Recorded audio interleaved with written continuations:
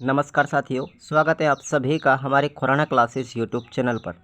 दोस्तों, आज की साइकोलॉजी की क्लास में हम बात करेंगे 35 नंबर की क्लास है, जिसमें हमारे एक टॉपिक दे रखा है विभेद अधिगमकर्ता। ठीक है, तो इस विभेद अधिगमकर्ता वाले चैप्टर के अंतर्गत हम बहुत सारे पॉइंटों की बात करेंगे। इसमें हम बालकों के प्रकार पढ़ेंगे कि जैसे विशिष्ट बालक कौन कौन से होते हैं, प्रतिभाशाली बालक, अपराधी बालक, विकलांग बालक, मानसिक रूप से विकलांग बालक। तो इन सब के बारे में आज हम इस क्लास में चर्चा करने से पहले आप लोग सभी हमारे टेलीग्राम ग्रुप को ज्वाइन करेंगे। और जितने भी विद्यार्थी हैं हमारे जो रीट प्री की तैयारी कर रहे हैं साथियों, वो आप लोग इस कोर्स को ज़रूर ज्वाइन करेंगे। ये कोर्स नहीं, एक तरीके से रामबाण सीरीज़ है जो आपके लिए एग्ज़ाम के लिए बहुत ही ज़्यादा हेल्पफुल रहेगी और प्रश्न यहाँ से हद से ज़्यादा आपसे पूछे जाएंगे। मैंने टॉपिक वाइज हर सब्जेक्ट को यहाँ पर कवर किया है विस्तार पूर्वक। सॉल्यूशन भी बहुत डीपली तरीके से आपको लिखे हैं प्रश्नों के, तो आप सभी इसको ज़रूर ज्वाइन करना मत भूलिएगा। तो चलिएगा स्टार्ट करते हैं अपने चैप्टर को स्टार्ट करने से पहले सभी साथी एक बार क्लास को लाइक कर लेंगे, चैनल को सब्सक्राइब करना मत भूलिएगा। तो देखिएगा, विविध अधिगमकर्ता। सबसे पहले हम बात करेंगे विशिष्ट बालकों की। ठीक है, विशिष्ट बालक यानी बालकों के प्रकार। मनोवैज्ञानिक विचारधारा के अनुसार प्रत्येक बालक क्या होता है, विशिष्ट होता है। ये बात सही है, कोई ना कोई बच्चे में विभिन्नता जरूर पाई जाती है। दूसरे शब्दों में जो बालक औसत दर्जे के बालक से भिन्न होते हैं उन्हें हम विशिष्ट बालक कहते हैं। ये भी आपको परिभाषा याद रखनी है। ऐसे बालक सामान्य दर्जे के बालकों से या तो बहुत आगे निकल जाते हैं या फिर कुछ बच्चे ऐसे होते हैं जो पीछे रह जाते हैं। ये भी एक बालकों का प्रकार ही तो है, ये भिन्नता है बच्चों की। अब हम बात करें इनके प्रकारों की कि बालक कितने प्रकार के हैं, कौन कौन से हैं। तो पहले नंबर पर आता हमारा प्रतिभाशाली बालक। ये आप लोगों ने सब पढ़े होंगे, एक्सीलेंस चाइल्ड, यानी बच्चे बहुत ही ज़्यादा प्रभावशाली कौन से होते हैं, प्रतिभाशाली, जिनका प्रतिभा बहुत होती है। अब इसकी परिभाषा की बात करें कि प्रतिभाशाली बालक होते कैसे हैं, तो क्रो एंड क्रो ने एक परिभाषा दी है। प्रतिभाशाली दो प्रकार के होते हैं। कौन कौन से, देखिए, वे बालक जिनकी बुद्धि लब्धि यानी जिनका आईक्यू लेवल है वो 130 से ज़्यादा होता है। आप सबने पढ़ा होगा टर्मन का, जब मैंने बुद्धि वाला चैप्टर आपको पढ़ाया था कि जिनकी आईक्यू 130 से ऊपर होती है ना साथियों, वो सब किस में आते हैं, प्रतिभाशाली बालकों की श्रेणी में आते हैं। या फिर वे बालक जो प्रतिभाशाली बालकों की श्रेणी में आते हैं जो किसी विशिष्ट क्षेत्र के अंतर्गत अपनी प्रतिभा का प्रदर्शन करते हैं, जैसे खेल हुआ, कला हुई, नृत्य हुआ, संगीत हुआ, इसमें वो पूरी तरीके से निपुण होते हैं, बहुत विशिष्ट प्रदर्शन करते हैं। तो वो सब क्या हैं, प्रतिभाशाली बालक हैं।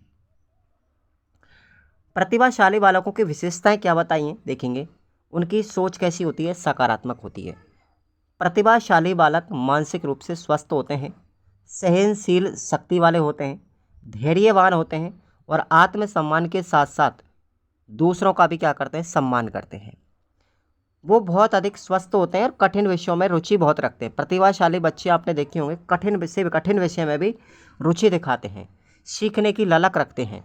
विद्यालय जाने से पहले वो काम क्या करते हैं, पढ़ना लिखने का काम करते हैं। अब जितने भी बच्चे साइकोलॉजी पढ़ रहे हैं ना, मन लगा के रीट की तैयारी कर रहे हैं, जिनका सिलेक्शन होने के बिल्कुल दावेदार है, वो सबके सब प्रतिभाशाली बालक हैं, ये समझ लीजिए आप लोग। अमूर्त प्रत्ययों को ग्रहण करने की योग्यता उनमें होती है। ठीक है, हर चीज़ को प्रतीक चिन्हों के माध्यम से समझ सकते हैं, इशारों में समझ जाते हैं। नेतृत्व की क्षमता, लीडरशिप बहुत ज़्यादा इंपॉर्टेंस रखते हैं उनके लिए। और उत्तरदायित्व की क्षमता उन्होंने में होती है, हर किसी काम को बड़ी आसानी के साथ कर देते हैं। अब हम बात करते हैं साथियों, एक सेकेंड देखिएगा। अब ये जो प्रतिभाशाली बच्चे हैं उनके लिए शिक्षा की व्यवस्था कैसी होनी चाहिए, उनको शिक्षा की व्यवस्था कैसे करेंगे हम, तो देखेंगे तीव्र प्रोन्नति की शिक्षा व्यवस्था होनी चाहिए, त्वरण प्रक्रिया होनी चाहिए, संवर्धन विस्तृत पाठ्यक्रम उनको दिया जाए, निगमन, ह्यूरिस्टिक विधि, प्रोजेक्ट विधि, प्रयोगशाला आदि जैसी विधियों का उनके लिए प्रयोग किया जाए। पृथक से अलग कक्षाओं की व्यवस्था की जाए, एक्स्ट्रा क्लास उनके लिए लगाई जाए।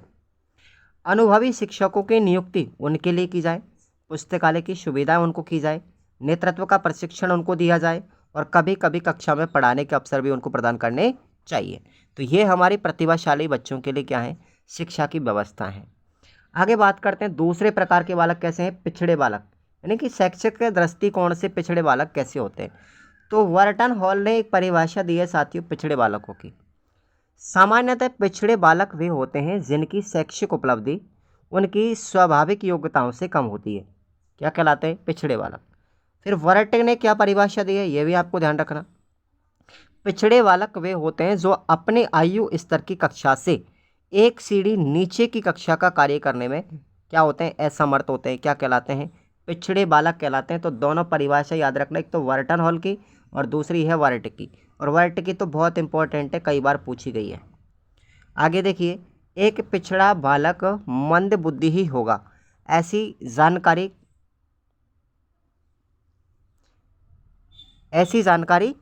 ऐसा ज़रूरी नहीं है। एक पिछड़ा बालक मंदबुद्धि होगा। अब बहुत से लोग कहते हैं कि भाई जो पिछड़ा बालक होता है वो मंदबुद्धि होता है, लेकिन ऐसा ज़रूरी नहीं है, क्योंकि एक प्रतिभाशाली बालक भी पिछड़ा नहीं हो सकता। एक प्रतिभाशाली बालक पिछड़ा नहीं हो सकता, इसकी कोई गारंटी नहीं है। तो ये इम्पोर्टेंट लाइन है, यहाँ से प्रश्न बनने की पूरी पूरी संभावना है कि भाई पिछड़ा जो बालक होता है वो ज़रूरी नहीं है कि एक मंदबुद्धि हो। ठीक है, मंदबुद्धि हो ये कोई ज़रूरी नहीं है। एक प्रतिभाशाली बालक जो है कभी भी पिछड़ा नहीं हो सकता, इसकी कोई गारंटी नहीं है। भाई कोई गारंटी नहीं है कि प्रतिभाशाली बच्चे भी पिछड़ नहीं सकते, पिछड़ सकते हैं, ये आपको ध्यान रखना है।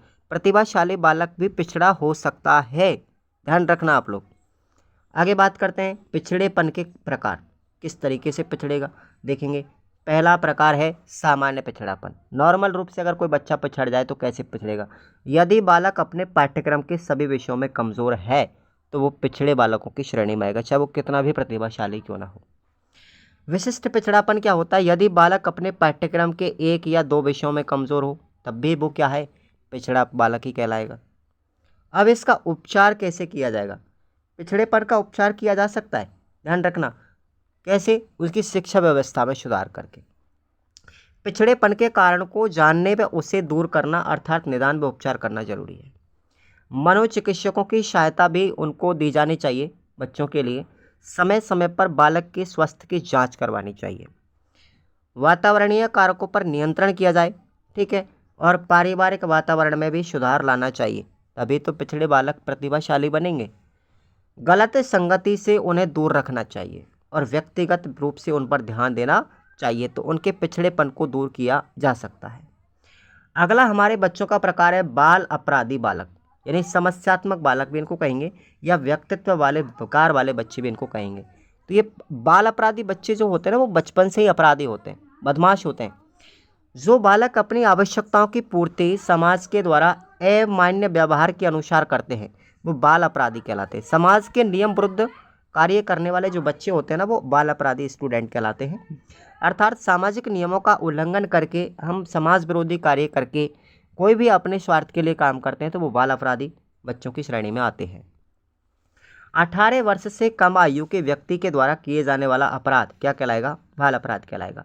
भाई अपराध है लेकिन कैसा है? बाल अपराध है। मतलब सरकार ने बच्चे को बालिग बनने के लिए 18 प्लस होना चाहिए, तो 18 वर्ष से कम अगर उम्र किसी बच्चे की है और वो कार्य करता है गलत नियम विरुद्ध, तो आप सब जानते हो वो बाल अपराध की श्रेणी में आएगा। अब बाल अपराधी जो बच्चे हैं वो क्या क्या काम करते हैं, उनकी विशेषताएं क्या होती हैं, कैसे वो दोषी कहलाते हैं? देखिए, ऐसे बालकों की शारीरिक संरचना कैसी होती है? आयताकार होती है। इंपॉर्टेंट लाइन है, नोट कर लीजिए इसको आप लोग। बाल अपराधी जो बालक होते हैं उनकी बॉडी की स्ट्रक्चर कैसी होती है? आयताकार, तथा वे हस्तपुष्ट मांसपेशियों वाले होते हैं, बड़े बेशर्म होते हैं। ऐसे बालक संदेही, अपारंपरिक, विद्रोही और आक्रामक और विध्वंसात्मक प्रवृत्ति के होते हैं। ऐसे बालक सत्ता के विरोधी होते हैं, सत्ता के आगे नहीं झुकने वाले और शत्रुतापूर्ण भाव रखने वाले होते हैं। बहिर्मुखी व्यक्तित्व वाले होते हैं। बहिर्मुखी का मतलब समझते हो आप लोग? वो केवल अपने बारे में सोचते हैं, ठीक है, उन पर किसी भी व्यक्ति की प्रवृत्ति का प्रभाव नहीं पड़ता, उन पर किसी भी सकारात्मक सोच का प्रभाव नहीं पड़ता। ऐसे बालकों में स्नेह का अभाव पाया जाता है, उनके अंदर दया, धर्म और प्रेम बिल्कुल नहीं होता, तथा माता पिता के नैतिक मापदंड उन्हें निर्देशित नहीं कर पाते। माता पिता कितने भी कह लो लेकिन उनके ऊपर कोई असर नहीं पड़ेगा। साथियों, बाल अपराधी कार्य कौन कौन से होते हैं उनके अंदर देखिएगा। जैसे शिक्षा में बाधा उत्पन्न करना, आप लोगों ने बहुत से बच्चे ऐसे देखोगे ना तो खुद पढ़ते हैं ना दूसरों को पढ़ने देते हैं, विद्यालय से भाग जाते हैं, कक्षा में जानबूझकर लेट जाते हैं, गृह कार्य बिल्कुल करके नहीं लाते हैं, क्रोध व झगड़ा सबसे करते हैं और छोटे छोटे बालकों को तंग या परेशान करते हैं, कक्षा में चिड़चिड़ापन का स्वभाव वो रखते हैं। तो ये सब बाल अपराध के कार्य हैं। विद्यालय में सामग्री को नुकसान पहुंचाते हैं, विद्यालय की कार्यवाहियों के प्रति असंतोष व्यक्त करना, निरुद्देश्य इधर उधर भटकना, चोरी करना, ठीक है, धोखाधड़ी और ठगी का काम करना, ये सब क्या बाल अपराधी तो है। मादक पदार्थों का सेवन करना, जुआ खेलना, हत्या करना और असामाजिक और अनैतिक कार्य करना, ये सब क्या है, बाल आपराधिक कार्य हैं। अब इनके लिए शिक्षा की व्यवस्था कैसी की जाए, उनके लिए मूलभूत आवश्यकताओं की पूर्ति की जाए। आप सभी जानते हो कोई भी बच्चा अपराधी कब बनता है, जब उसके पास आवश्यकताओं की कमी होती है, ठीक है। जिम्मेदारी के कार्यों में उनको व्यस्त रखा जाए, मनोरंजन के लिए उचित व्यवस्था उनको की जाए, उचित उदाहरण दे करके, महापुरुषों के उदाहरण दे करके उनको मार्गदर्शन किया जाए। ऐसे बालकों के दोषों को बार बार उजागर कभी नहीं करना चाहिए। अरे भाई तू चोरी करता है, ये काम करता है, वो काम करता है, तो वो ज़्यादा करने लगेगा। फिर उनके अच्छे कार्यों की प्रशंसा करनी चाहिए और बाल सुधार गृह की व्यवस्था भी की जानी चाहिए। अब अगला आता है हमारा विकलांग बालक। अगला प्रकार कौन सा, विकलांग बालक। तो विकलांग दो प्रकार से होते हैं, मानसिक रूप से हो सकता है और शारीरिक रूप से हो सकता है। जैसे बात करें मानसिक रूप से विकलांग बालक, जिनको मंद बुद्धि बालक भी कहते हैं, धीमी गति से सीखने बालक भी कहेंगे, मानसिक रूप से पिछड़े बालक कहेंगे, या मंद बुद्धिता या मंदित मना बालक कहेंगे, विमंदित बालक कहेंगे। इतने सारे नाम है इनके, ध्यान रखना आप लोग। मंदबुद्धि बालक अपनी मानसिक योग्यताओं का प्रयोग करने की दृष्टि से उसी प्रकार से अपंग और बेवश होते हैं जिस प्रकार शारीरिक रूप से विकलांग बालक अपंग व बेवश होते हैं। कोई ज़रूरी नहीं कि फिजिकल रूप से ही आप विकलांग हो, मानसिक रूप से भी विकलांग हो सकते हैं। अब देखिए आगे, ऐसे बालक अपने विकास काल में चलना, बोलना, अन्य व्यवहार करना धीमी गति से सीखते हैं। अवधान अर्थात ध्यान केंद्रित करने की क्षमता उनमें बहुत कम होती है, सीमित होती है। तार्किक चिंतन करने में वो असमर्थ होते हैं। जिज्ञासा प्रवृत्ति बिल्कुल नहीं पाई जाती, जानने की कोई इच्छा नहीं होती किसी चीज़ को। दूसरों पर हमेशा निर्भर रहेंगे। असफलता का भय उनमें पाया जाता है, वो हमेशा डरे हुए रहते हैं। हीन भावना के शिकार हो जाते हैं। उत्तरदायित्व की क्षमता भी उनमें सीमित होती है, किसी भी चीज़ की जिम्मेदारी नहीं लेते वो, ठीक है। तो ये आप लोगों को आज की इस क्लास में मैंने पढ़ाया, और कल की मैं क्लास में पढ़ाऊँगा आपको मानसिक रूप से जो बच्चे होते हैं, सॉरी, अब मैंने मानसिक रूप से पढ़ा दिया। अब कल आपको मैं शारीरिक रूप से विकलांग बालक जो हैं उनके प्रकार बताऊंगा। जैसे मंगोलिज्म है, हाइड्रोशिफोली है, प्रश्न यहाँ से भी कई बार पूछा गया है। एल.एस. पेनरोज के द्वारा ये पुस्तक लिखी थी, बायोलॉजी ऑफ मेंटल डिफेक्ट। इस पुस्तक से एक प्रश्न आपको 100% पूछा जाता है। 4 प्रकार उन्होंने बताए थे मानसिक दुर्बलताओं के आधार पर। तो ये आपको मैं कल की क्लास में बताऊँगा, 36वें नंबर की में। आज की इस क्लास में इतना ही काफ़ी है। मैं छोटे छोटे क्लास लेके आता हूँ, अब सभी लोग देखा करो। और टेस्ट सीरीज़ को आप लोग जरूर ज्वाइन कीजिएगा। खुराना क्लासेस ऐप पर आपको दी गई, तो उसका फ़ायदा उठाइए आप लोग मैक्सिमम से मैक्सिमम। उसका प्राइस भी बहुत नॉर्मल रखा है। टेलीग्राम को और ज्वाइन कर लीजिए आप लोग। Thank you so much.